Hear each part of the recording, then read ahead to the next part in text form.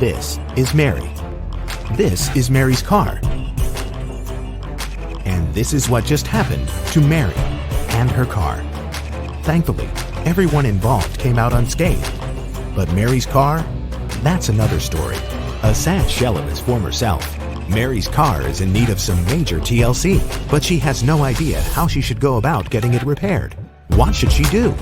Never fear, Mary. We're here to help. Step 1. Get to work and get an estimate, because in this stage of the process, everyone's looking for a little approval. First, your body shop provides an estimate. You sign the repair authorization, and the automotive repair artists go to work. Your body shop orders the necessary replacement parts, and your car is given one more careful look-see, just in case.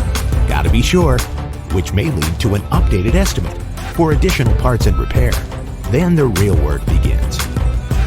As these automotive artists work their magic to repair external and internal damages, replace defective parts and panels, carefully inspect the metal framing, and top it all off with extensive corrosion protection, chemical cleaning. There you go, Mary. Good as new. Better than new. Drive on, Mary. Just make sure you drive carefully.